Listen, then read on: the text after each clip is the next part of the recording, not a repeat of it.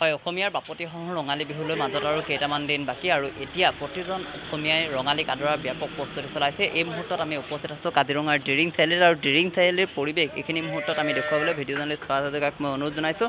আচলতে অসমীয়া হেঁপাহৰ ৰঙালী বিহুলৈ মাজত আৰু কেইটামান দিন বাকী আৰু ইতিমধ্যে বহাগক আদৰাৰ ব্যাপক প্ৰস্তুতি চলিছে সকলোতে।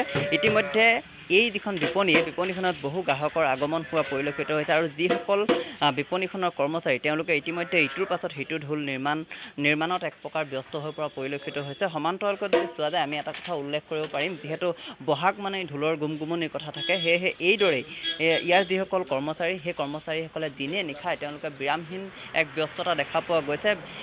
দিনে নিশাই তেওঁলোকে কামখিনি কৰিবলগীয়া হৈছে আৰু উপযুক্ত সময়ত যিহেতু তেওঁলোকে এই ঢোলসমূহ তেওঁলোকে গ্ৰাহকৰ হাতত গতাই দিব লাগিব, গতিকে এইখিনি মুহূৰ্তত তেওঁলোক এক প্ৰকাৰ যুদ্ধকালীনভাৱে তেওঁলোকে কাম কৰিবলগীয়া হৈছে।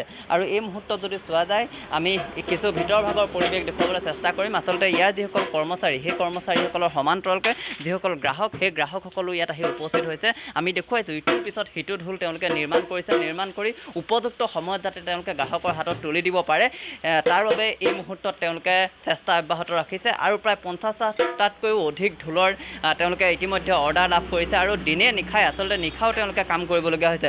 কিছু গ্ৰাহক আছে, আমি গ্ৰাহকসকলৰ সৈতে কথা পাতিম। প্ৰথমতে মই আপোনাৰ ওচৰলৈ আহিছোঁ, যিহেতু বিহু পালেহিয়ে কেনেধৰণৰ প্ৰস্তুতি, আপুনি যিহেতু ঢোল নিবলৈ আহিছে কেনেধৰণৰ দাম দৰৰ ক্ষেত্ৰত কি পাইছে?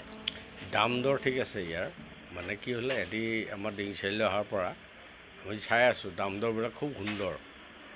গতিকে কথাটো হৈছে কি, মই ঢোল এটা কিনিবলৈ আহিছিলোঁ। এতিয়া ঢোলটো ভালেই পাইছোঁ, এইটো কঁঠালৰ ঢোল। কঁঠালৰ ঢোল কাৰণে মই ভাবিছোঁ যে এইটোকে ঢোলকে নিম মই এইটো। কিন্তু কথাটো হৈছে কি, মই দাম দৰ মাৰিহে আছোঁ তেওঁৰ লগত দেই, দাম দৰ মাৰিহে আছোঁ। হ'লেও 9,000 বুলি কৈছে, 9,500।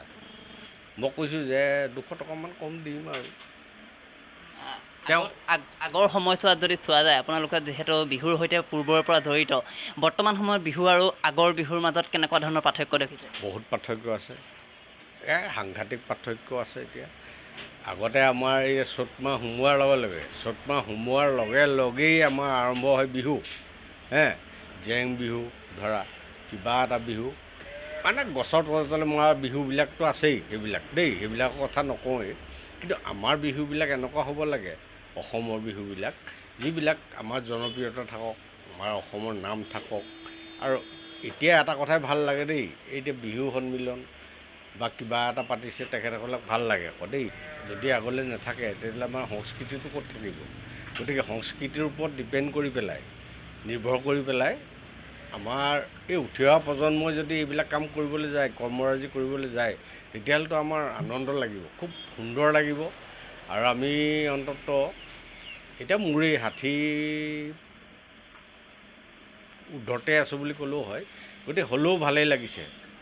এতিয়া ইয়ালৈ দেখা পোৱা গৈছে, আপোনালোকে পুৱাৰে পৰা দেখে ইয়ালৈ বিভিন্নজন আহিছে ঢোল ক্ৰয় কৰিবলৈ, এক প্ৰকাৰ গ্ৰাহকৰ ভিৰ। ইতিমধ্যে তেখেতে কৈছে 50টাতকৈও অধিক ঢোলৰ তেওঁলোকে অৰ্ডাৰ লাভ কৰিছে।